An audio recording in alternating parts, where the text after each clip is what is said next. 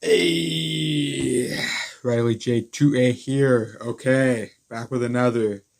So, I did a video a couple weeks ago talking about HR 8051. Now, what that bill looked to do was impose a 1000% excise tax on the sale of so-called assault weapons and so-called large capacity magazines. Okay. Now, I said in that video that that bill had a chance of passing due to the fact that it dealt with taxation and therefore could be passed in the Senate with a simple majority vote, not have to get past the filibuster. Okay, now at this time, that bill is most likely dead. We should still keep our eye on it, but it's at this time most likely dead. Okay. Today I'm going to be talking about a similar bill, which is HR 8741, the Firearms Industry Fairness Act. Okay. So this bill, at this time, it has only been introduced. It's not very old, so we'll have to wait and see if it grows legs of any kind. It might not. But if it does, this bill, like that other 1000% tax bill, would also be able to be passed, most likely with a simple majority vote in the Senate, which would be 51 votes, or a 50-50 split, tiebreaker being Vice President Harris. So that wouldn't be good if it got to that point. Now, like I said, at this time it has only been introduced. So, we'll have to see if it grows legs or not. At this time it has none. But, if it did get some, it does have a chance of passing because it also deals with taxation. Okay, now let me read the title to the bill.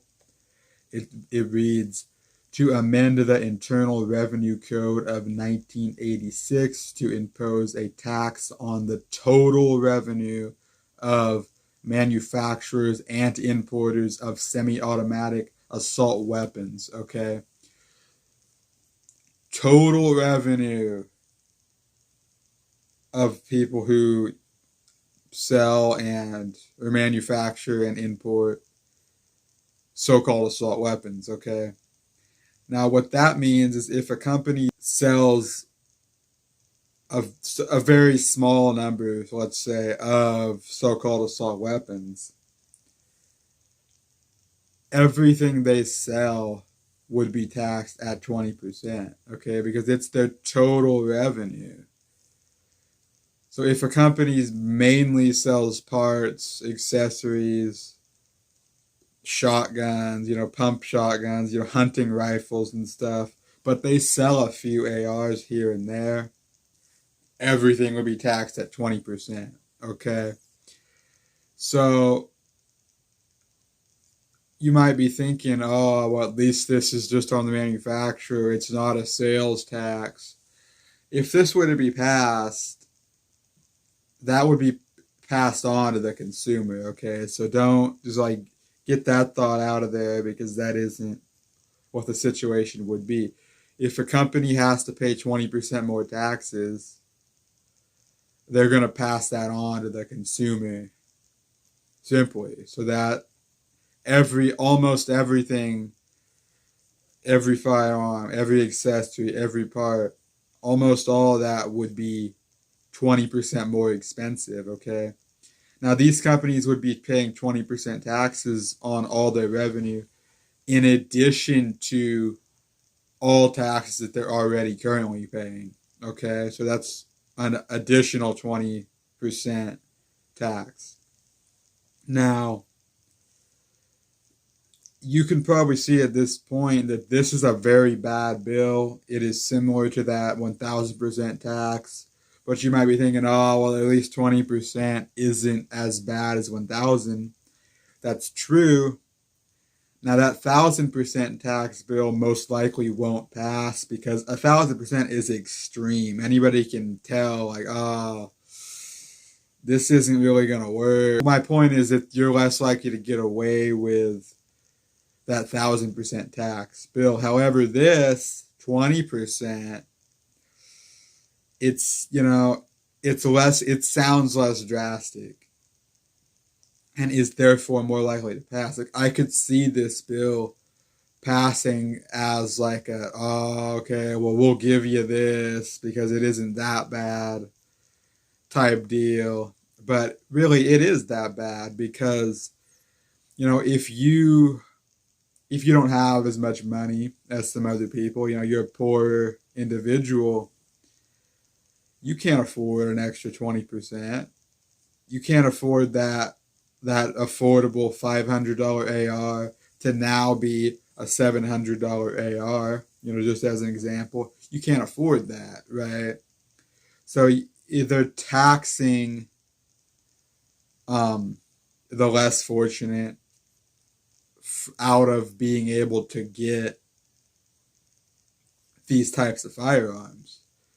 Okay, so it's not a good bill, and that's ultimately what the bill does. It's a tax on the poor people as a way of simply not allowing them to get these items because they know we're not going to be able to ban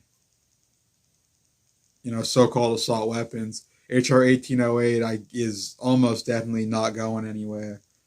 I don't think it's gonna pass, certainly. So the next best thing is to tax a big percentage of the population out of being able to get these items, which is exactly what this bill would do. So, that's my take on it. It has more of a chance of passing than many bills that are kicking around right now, including that 1,000% tax, including HR 1808.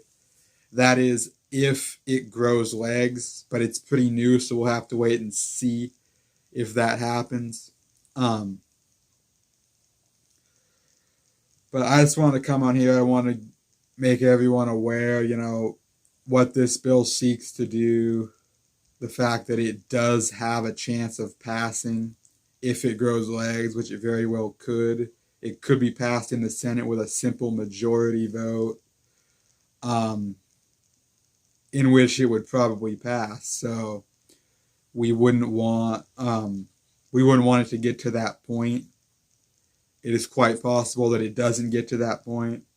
So we just need to keep our eye on this one. We got to be aware of this one because this is how they're doing it now. Like they can't just ban a so-called assault weapons outright. They're trying to do it with HR 1808, which is most likely not going to go anywhere. So the next best thing is finding other means, such as taxing these items out of availability, which is what this bill would do. Okay, so like I said, we need to be aware of this. And yeah, that's really going to be it for me. That's all I wanted to say. So, goodbye.